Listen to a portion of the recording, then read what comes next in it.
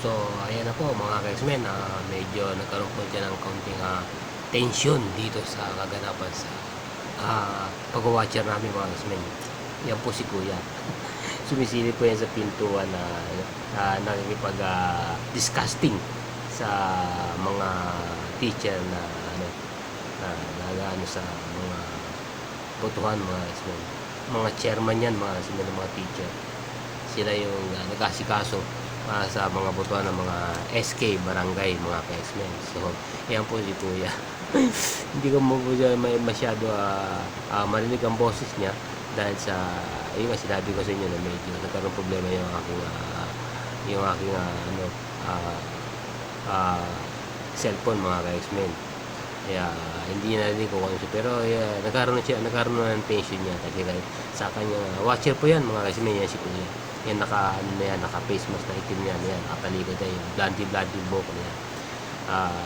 Meron kasi siya nakita sa balotan na kung anong mga bagay-bagay na yun, ano niya, nagkaroon ng contention, nagsumbong sa kanyang mga kasamahan. Yan po, teacher po yan dyan.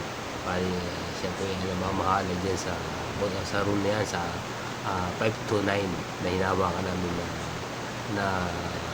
na room mga X-Men. Kaya konting tension pero okay naman mga X-Men, wala namang problema, wala namang tema. Natural lang naman yan mga X-Men. Siyempre watcher yan may karapatan naman siya sa isip niya na may question sa mga X-Men. Alright, pero okay lang yan, natural lang yan, pero ayos lang yung mga X-Men. Hanggang ngayon sa loob ng room, hanggang sa kami natapos ng aming mga ang aming botohan, meron din yung content tension kasi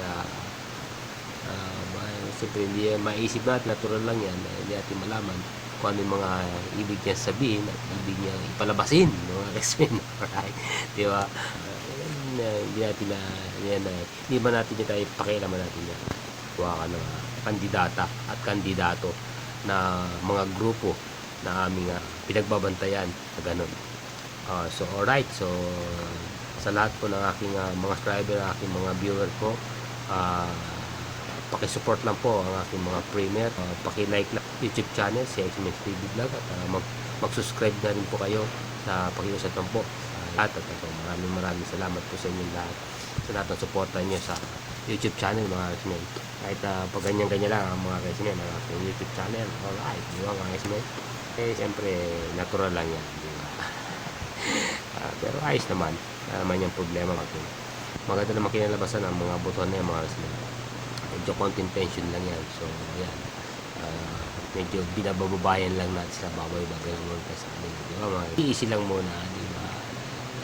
Cheers lang, shoutout dyan sa lahat ng ating mga kasamahan ng mga watcher. Yan po, nagsisimula na po kami mag-accounting mga X-Men, na nagpapasok na po yung teacher mga X-Men. So binigay na po namin yung mga papers na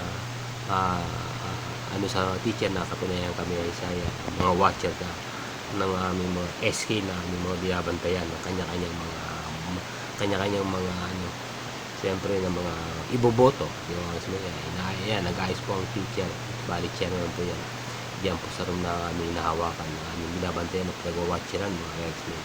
So ayan po, waiting lang kami, tingin lang muna, hindi muna ako nagsasalita, video lang muna ako. Kaya ito medyo binuboy sa boss over ko na lang itong aking mga vlog mga X-Men.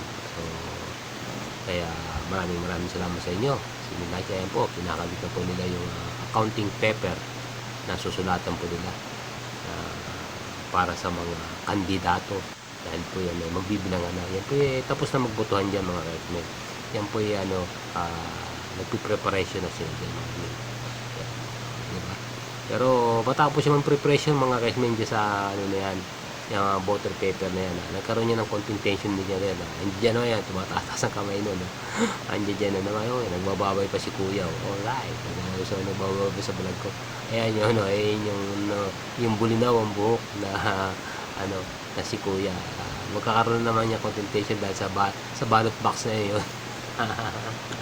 marami naman siyang komento sa mga chairman na teacher diyan sa loob ng room na binabantayan sa 529. Yan po yung presinto ng Triplet, Santo Niño at Nazareth na presinto ito. Yan. Yung inaayos yung mga paper, yung mga natirang papel na hindi nagamit, pinupunit para hindi na yan makuha ng sino man at ma-flying bottles pa yung mga yan, kaya sinisira na nila yung mga natira, pinupunit yan, susunugin niya mga may patapos ko. Kaya pinapakita sila sa amin kung yung mga natira na yung mga iniisa-isa nila yung mga kaismin para punit-punitin para sunugin na hindi na madampot ng iba pang mga ng mga ibang mga nagboboto kasi alam niyo may pit yan ng mga yan